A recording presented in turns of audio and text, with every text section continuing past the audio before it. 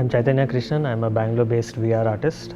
I've worked on games and apps in the past and standalone sculptures. This time I'm part of Soundchains, which is a virtual artist exchange between me and a Berlin-based artist. It's organized by TheISRO and Goethe-Institut. Working with Sergey was interesting. It was different from the past where I worked on location and in person with artists, but it was still interesting because he works with a different media. He's a sound artist and I'm a visual artist. So Sergey has a composition called Zoophony, which is a composition he has created using sounds of animals that he's collected over a decade.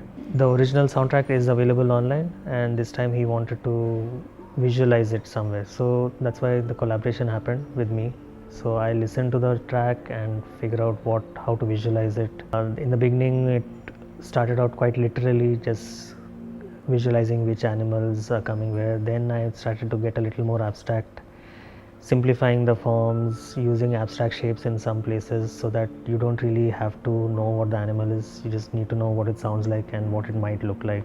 Okay, so the visual team and Sergey had two different places we were coming from. The visual team got caught up in the zoo part of Zoophony, and we started looking at aspects of animals being trapped in zoos and cruelty and things like that. And then Sergey was more about the symphony. I think we found a middle ground which is not very dark, but it's also not funny, as Zoophony initially was supposed to be, I think. But it's not too serious either. So it's like an installation experience where you get to enjoy the music and hopefully the visuals support it. So working with ISRO was great. I had just come off after almost 8 years in a design firm, and so this was a great experience for me to let loose and be a little more creative, and the support that I got here was really good. So I had a person working on the technical aspects, another person handling sound, so it freed me up to do what I like to do and also teach. So there were students that I could work with and teach them. So since now I'm a teacher, that also worked out great for me. I'm Orko, and I'm a first year student here at Srishti, Manipal in their master's program, and I'm studying human-centered design. So all of last month was spent here at the ScienceBLR lab. We were trying to build a VR world for a composition by Sergey, and I was more involved in the visual design aspects of the project, and we did a lot of 3D modeling, and in some sense this was really, all of it was really learn it all on the go, because this was the first time I got introduced to 3D modeling and the VR world, and that was quite exciting. And another thing which I found really nice was the whole vibe of experimentation in this lab, where there might be a goal, but then you're really trying to work it out on the way and really not fixating on the goal per se. But yeah, that's pretty exciting, I think. So we came in just knowing that we are going to work in the space of virtual reality, which was intriguing enough.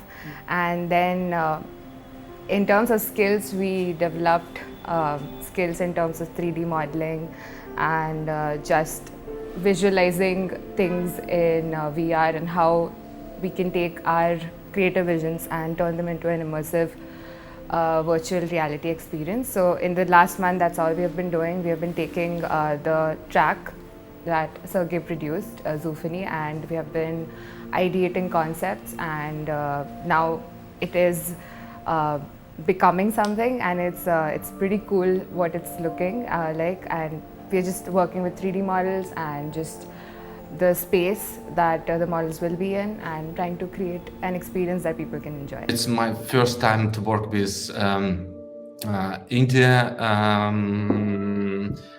and so I would love to be there with you and work together, and it will be, I think, much more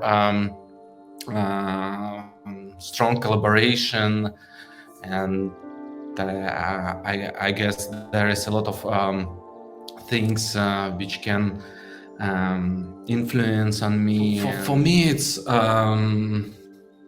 very important to work with new material. On the one hand, it's also